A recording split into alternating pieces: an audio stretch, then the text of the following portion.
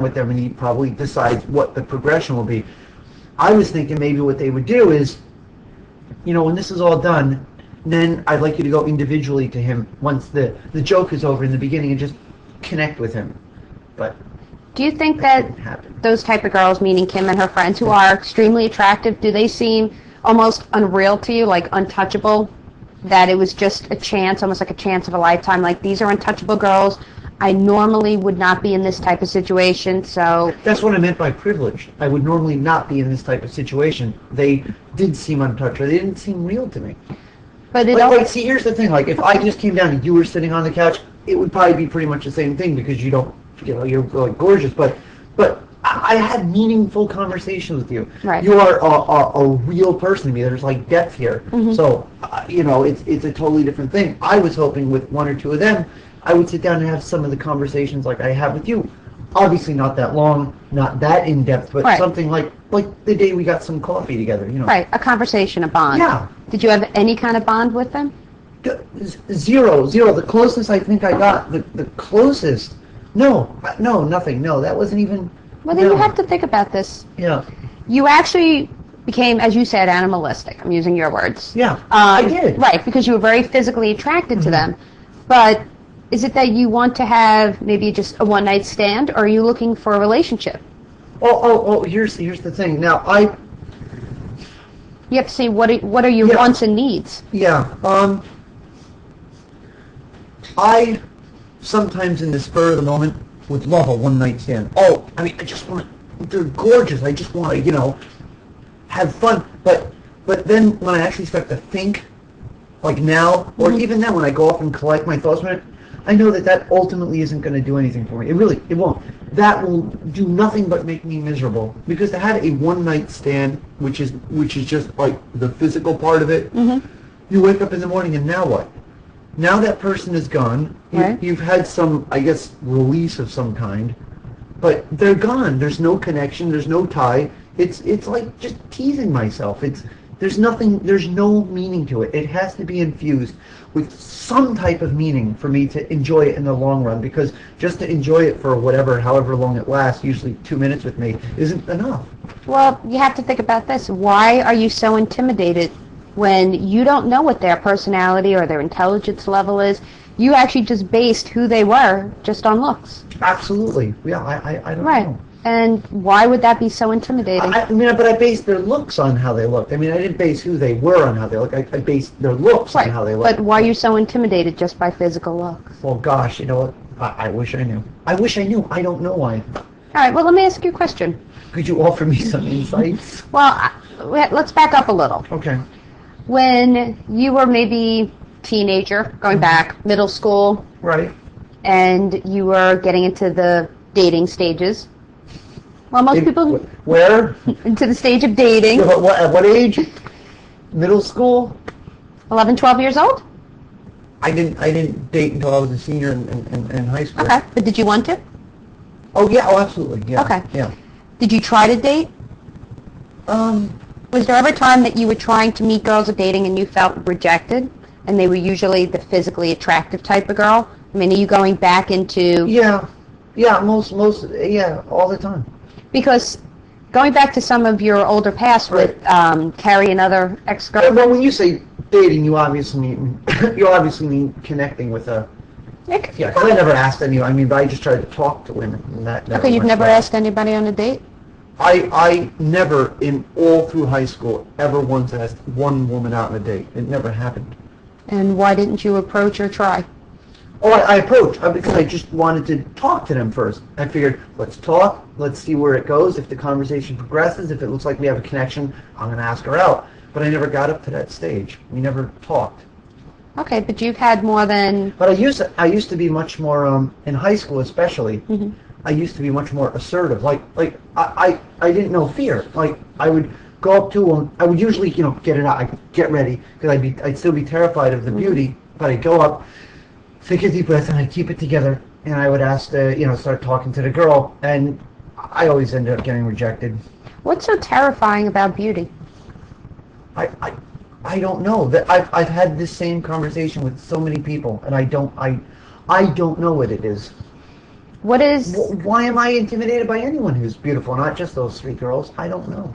No, and this is a pattern for you. You've been I know, but I feel like I owe you an answer. I feel like I owe you a really good answer, and I don't have one. No, that's fine. No. If you had one, you would have known it by now. Yeah. But thinking back, you've had a pattern of being intimidated, not just by women. We talked about this with Darren, having intimidation. Do you think of women who are beautiful to you? I mean, because beauty is in the eye of the beholder. Absolutely. Do you find that beauty equals power?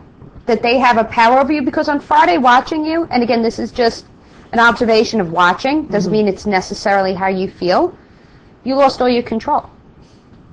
You had no control over these 3 women, what they did, how they treated you, and you can't control how they're going to act towards you, or anybody, how anybody's going to act, but you can, you can control how you're going to react. Right. But you lost all your control. I know.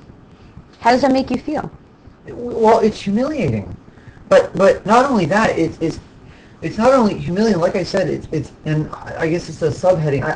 I don't know how to express this intelligently to you, but it's disappointing to me. Like instantly when I see 3 beautiful women there, I start to set some little goals in my mind and my heart. You know, like, wow, this is an opportunity. I'm going to connect with one of these women. You know.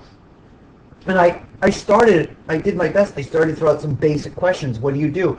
Oh, I'm a bartender, and then that instantly segued into, you know, whatever you want to feel my heart. Look at the size of my, you know, I don't know. It didn't stay very real. It went more into a sexual connotation? Yeah, the whole thing was just exploding with sexuality. Okay. Yeah.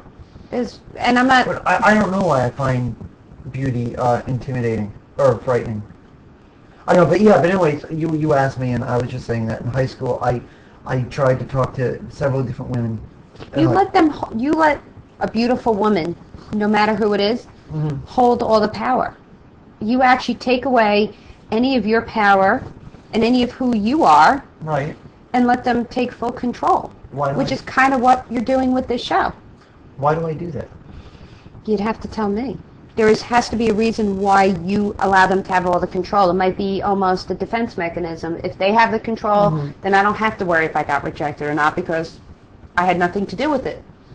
It could be a mix of, I am fearful because I feel that I'm going to get rejected because I have been rejected in the past. And that's why I was asking if there's a lot of rejection going back, trying to date. Because when you hit middle school and you hit puberty, it's a time of like identity crisis. You don't know who you are. You don't know what group you want to hang out with, what you want to be. You're confused for everybody. You know, adolescence is a very confusing time. So for some people, I mean, I'm not debating. I mean, no. I'm sure it very well may have happened. As I sit here now, I don't really remember that strong of that kind of crisis. I mean, I don't know. I always kind of knew what I wanted to do. Like, I always had a group of people. I was bothered by a lot of the groups in school, but I don't think I ever really felt like I wanted to like fit in. I mean, I don't know. Going back a little. Yeah. Even like younger childhood. Right. I'm just trying to think of ways to say it. Did you get a lot of put-downs? Did people actually make you feel a certain way that you're taking it with you now? How much time do we have? I mean, did I get any put-downs? Like, well, going back to, you know, there's different forms of abuse. And not in a sense, I'm not talking physical abuse, like somebody hitting you or anything. Not at all. But if someone constantly tells you as a child at any age, you're stupid, you're stupid, you're stupid, eventually that child's going to believe they're stupid, even if they're not. Academically, they could have taken an IQ test and been one of the smartest children in their state. But if you constantly tell somebody, you're stupid, you're ugly, you're fat, whatever it is, you'll constantly hear it, you'll constantly believe it. I can't specifically trace like individual people who issued the comments, you know, No. But I can tell you that growing up my whole life, I was always told that I was skeletal, that I was disgusting. I mean, I got that from everyone, though. How early did that start? Oh, I don't remember. I remember I was like a little kid. It was like one of the only vacations we went on. I was maybe... Where did you go? Maybe Cape Cod. Okay, tell me. No, it was Sandy Hook. Maybe Okay, so you went to the Jersey Shore. Yeah, I think it was like 4. Okay, so you remember, because I know you said you blocked out a lot, and that's why I'm asking you. Sometimes when This you is the talk first time about I've it, thought about this, like, Right. in forever. well, because sometimes when you start talking Yeah. about a story, other thoughts will come out that you actually forgot. Well, I was like running down a sand dune, I think. I had like on bathing suit, and I was like running down a sand dune, and I think I remember my sister saying, I was like, and I remember I was all excited. Wasn't that fun? And she goes, you look like a skeleton running down the side of the sand dune. It was disgusting. Like, I remember she said that to me. So so you asked me how long? My whole life. Did your parents do the same thing? They did, but I don't think they really knew it bothered me. Like, I think my mother would always like joke about that I was. So it was a constant. Your looks were a constant joke. Oh, she would always say to me, you look so thin that like the next strong breeze is gonna pull you away. Lift you up. But I think it was more like a loving thing. Like she wanted to see me eat and bulk up. But but I never really liked that too much. So you've been thin since you were a child. Yeah. And people noticed it and pointed it out to you. Absolutely. So how did that make you feel? Oh, I hated it. I absolutely hated it. I mean, I mean, how many 6-year-olds, let's say, worry about their legs? I mean, I didn't want to wear shorts, any kind of short sleeves at all. And yeah, and I remember, I always remember at school, always, like as long as I can remember, people commenting that I was ugly. I mean, I don't think initially, like, I don't know, I can't remember back that far, like when they first started saying it, but I never really, I guess I've always thought that people aren't really cruel, like people aren't evil, like if they're saying that, maybe it's inappropriate, maybe they can find a nicer way to express it, but I don't think they're being disingenuous. I just figured, okay, so I'm ugly. So you just accepted that? Absolutely, because I know for me, if I say something about someone, it's usually something that I feel. I don't make things up about people. If I say something to someone, although I might try to put it in a kinder way, it's something that I feel. So I got to assume other people do the same thing. If they don't, what is the world filled with crazy people? I can't believe that. I can't believe people just go up and say things that they don't really believe. But you're justifying their behavior to make it okay. Well, yeah, I have to, because if it's not okay, then what do I do with it? I can't change their behavior, and no, but you could change your reaction towards it. But are they just? I can't believe that many people are cruel, because you're talking about like a classroom full of kids for like years. I mean, I can't believe they were all cruel little children. But you have to do a little bit of like thinking back. When there was a child, any age, kindergarten through high school, and the child was not liked for whatever the reason.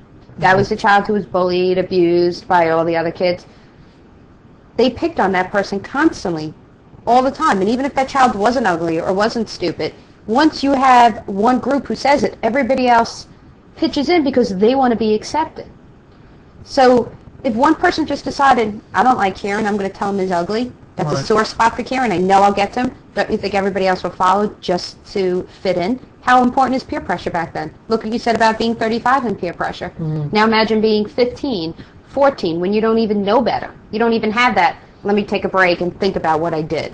You don't know that at 13, 14. All you know is, I need to fit in, I need to be accepted, and if Kieran is going to be the joke of the day, I'm going to go for it. Because I need to fit in with that group, and I don't want to be picked on.